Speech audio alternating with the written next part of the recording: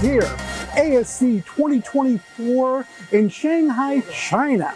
We're here in Cluster Stadium, and we're talking to a team that has had a lot of experience as a school in student cluster competitions, Sun Yat-sen University. How are y'all today?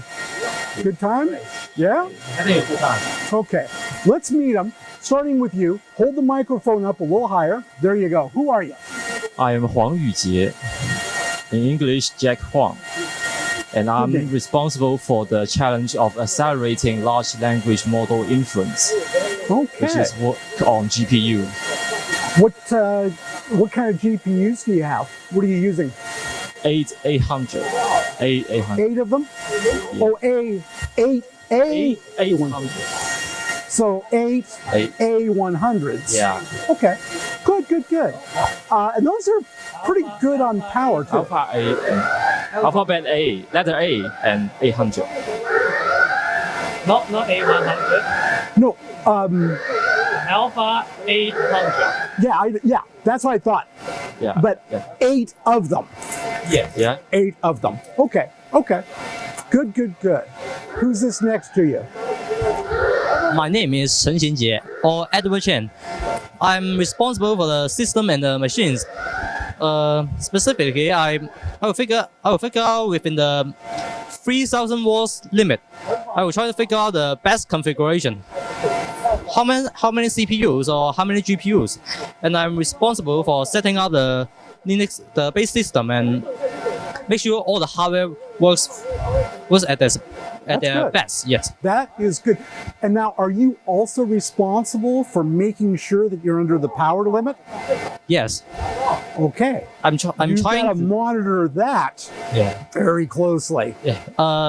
And I'm trying to squeeze every piece of GFLOPS out of the 3,000 watts. You know what we call that?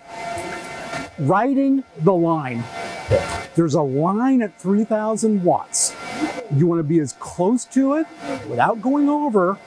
Yes. But stay close. Yes. And that's a science and an art. Yes. Because there are some applications that have peaks, surges in power. Impact. When it starts up, big surge, right? Yeah. You know that, right? And we can throttle it down when that comes, before that comes. Exactly. And then crank it back up because it goes down. Yes. Good job.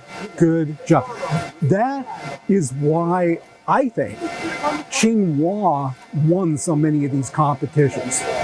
They did that better than most anybody else. So your job is very important. And if you lose, it's all his fault. Okay? It's a great responsibility. It is. Crucial. Well, thank you. Who's next?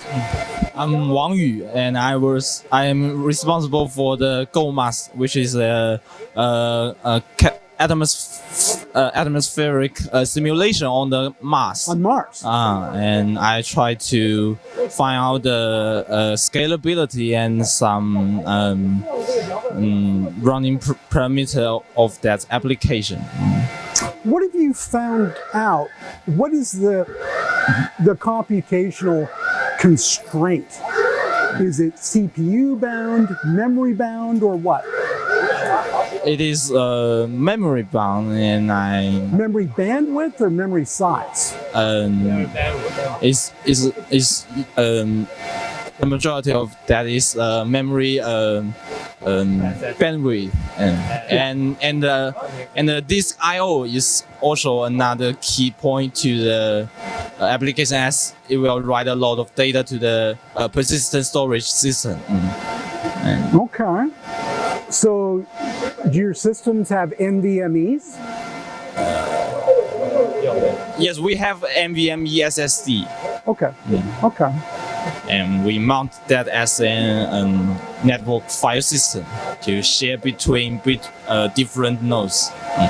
Are you still storage I/O bound, even with NVMEs? More tests is needed to assess that bound.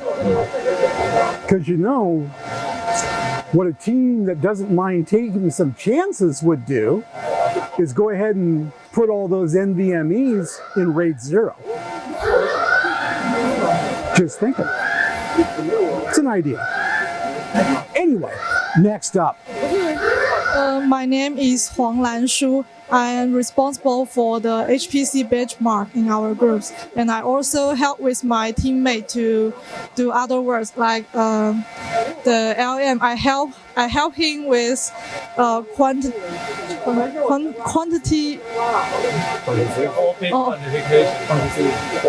Yes.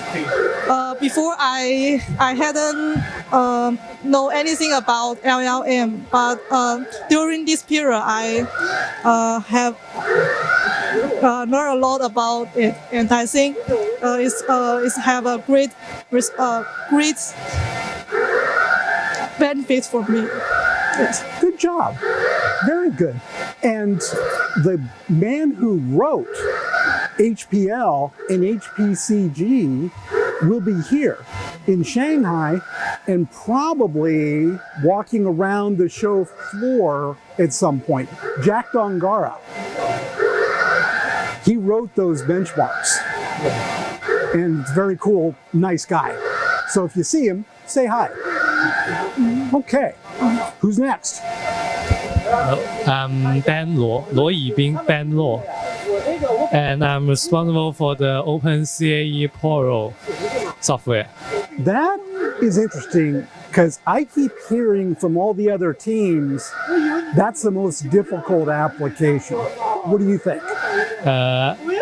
I think it is with great potential to optimize, and it has a timing zone and not timing zone, and it's of different type of computation. So the non-timing zone is quite long, and maybe we can't finish all the tasks day after tomorrow.